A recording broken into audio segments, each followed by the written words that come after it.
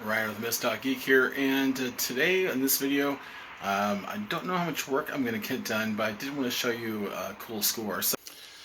Alright, so this is some steel that I picked up at the other steel supplier today, and this is 1-inch square tubing, and you know the label's worn right off of it. Didn't really get to see how thick it was, but don't particularly care. It's good enough.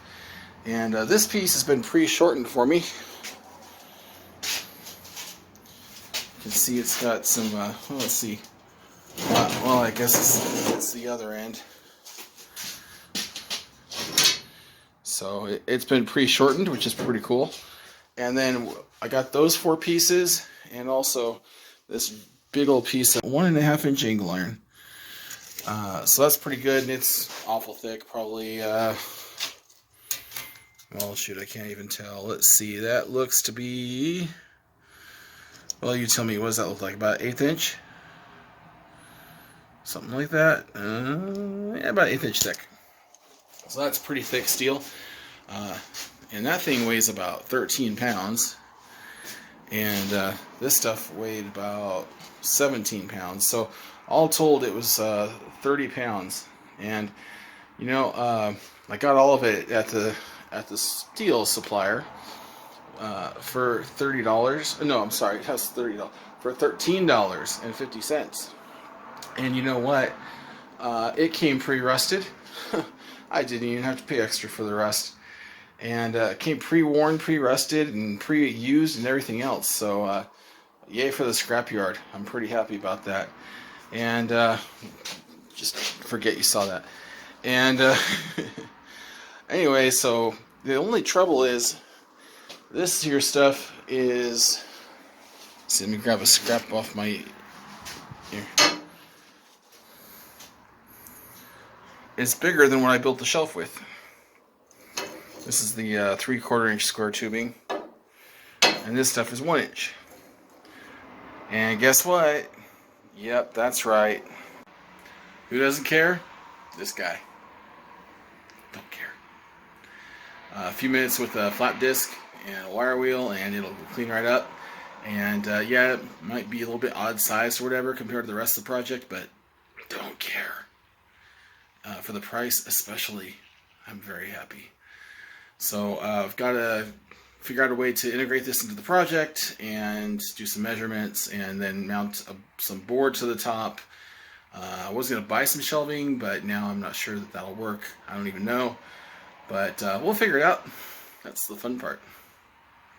So I'll do some figuring, and we'll come back and see what happens.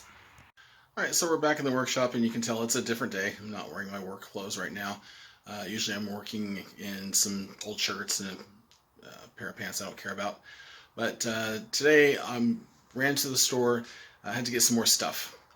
And so I thought I would show you what we ended up with for the old shelf project, and explain the further plans, and wrap up this video, and the next one will have some more progress, so I'll explain it in a moment. Alright, so the biggest thing I needed was a shelf. Building a nice frame for a shelf. Well, I'm building a frame for a shelf. You don't see those, but building the frame for the shelf. The thing is that I didn't have an actual shelf piece, but now I do. So I went to the lumber yard and picked up a 2x12, which is actually like 11 1/4 by 1.5. But 1.5 inches is perfect for this guy right here, this 1.5 inch angle iron. So I might get a chance to use that. But last night I did get this steel cleaned up a bit, and it was a pretty bad mess. My suggestion is, if you're gonna wire wheel this stuff and flap disc it, wear a mask of some sort, because that stuff, this morning I was all stuffed up and had basically paint, dust, and rust in my nasal passages, which is kind of uncool. So I'll be more careful about that next time. The plan here is to notch both sides of this right here, so it can sit on top of the frame. And I tested that one notch; it worked out okay. So I'm going to do another one, and then I'm going to do 2 of those, and I'm not sure if I'm going to work in the angle iron or not. I'm not too worried about it, to be honest. Anyway, get in 2 of those, and then going to use a 1/4-inch drill bit, which I didn't really have one that was any good, so I grabbed a new one. And then drill holes in the steel, and then drill up into the wood. The wood will sit up here, and drill up into the wood with these interior screws. So that should work pretty good, and it should be nice and solid. And then I'm going to shellac the whole thing. And the reason I picked shellac, well, 2 reasons. One, it's winter, and this stuff will go down into, you can do it down to 40 degrees or so, which is pretty awesome. And then if I really want to, I can wash it off this summer and spray it with some actual paint, clear coat, or I can stain the wood or whatever. But this board's going to need a little bit of work. Probably going to clean up the grain a little bit, hit it with a flat disc in a couple of spots, and or borrow a sander from a friend of mine and clean it up that way. Haven't really decided. So right now it's drying out because it was sitting out in the rain. This is Washington and it rains, and it is kiln dried wood. Shouldn't take too long, but I'm not really going to worry about it too much. Just going to sand it down and shellac it and put her together. So anyway, that's it. The only thing I'm going to really have to add is triangulation. Basically, once I get the cross pieces put on across the top of this, I'm going to have to add a gusset in the back. So like just one little gusset on the back on each side should do it.